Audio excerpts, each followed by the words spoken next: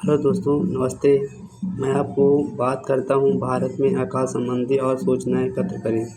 भारत में बंगाल जैसा अकाल पुनः कभी नहीं पड़ा, लेकिन ये चिंता का विषय है। आज भी अकाल जैसी स्थिति व्याप्त लिखा है।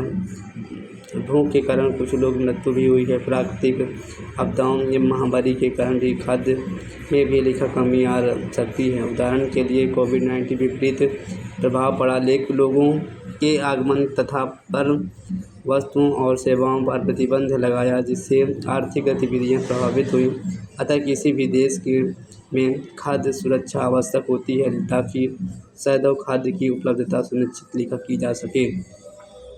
मैं बात करने जा रहा हूँ आपको खाद्य असुरक्षा कौन है।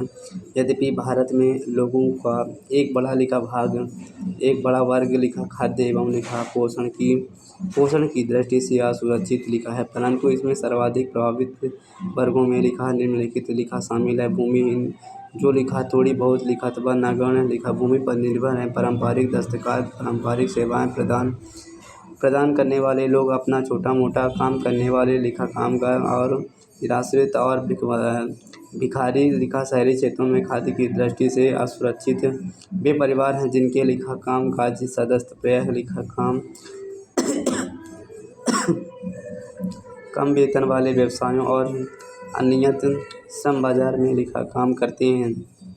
ये कामगार अधिकतर लिखा मौसमी कार्यों में लगे हैं और इनका कम मजदूरी दी जाती है। वे मात्र जीवित रह सकते हैं। ठीक है दोस्तों, और मैं रामू की कहानी आपको बताने जा रहा हूँ। रामू रायपुर एक गांव में कृषि क्षेत्र में एक अनियमित लिखा खेतिहर मजदूर के रूप में काम करता है। उनका सबसे बड़ा बेटा लिखा सोमू 10 वर्ष का है। वह अपने गांव के सरपंच रसपाल सिंह के पशुओं की देखभाल करने वाले पाली के रूप में लिखा काम करता है। सोमू सरपंच के यहाँ पूरे वर्ष का लिखा काम करता है और उसे काम करने के लिए सिर्फ 1000 रुपये मिलते हैं। रामू के 3 और बेटे और 2 लिखा बेटियां हैं, लेकिन वे लिखा अभी बहुत कम उम्र के हैं और वे खेत में लिखा काम नहीं कर सकते। रामू की लिखा पत्नी सुनहरी भी पशुओं की सफाई करने और गोबर लिखा हटाने का काम करती है। उसे अपने लिखा रोजाना काम कर बदले आधा लीटर दूध और सब्जियों के साथ लिखा कुछ पका खाना मिलता है। इसके अलावा व्यस्त मौसम में वह अपने पति के साथ मिल कर खेती में काम करती है। उनकी आमदनी बढ़ जाती है और कृषि एक मौसमी कार्य है और रामू को केवल बुवाई, पौधारोपण और फसल की कटाई के समय काम मिलता है। वह वर्ष में फसल तैयार होने और पकने तक की अवधि के दौरान लगभग 4 महीनों बेरोजगार रहता है।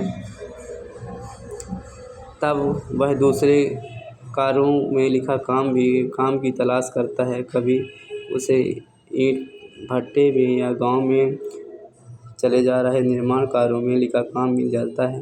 रामू अपने लिखा इन प्रयासों में नकद या फिर वस्तु के रूप में इतना कमा लेता जिससे वह अपने परिवार के 2 जून की भोजन के लिए ज़रूरी लिखा चीज़ें जुटा सके।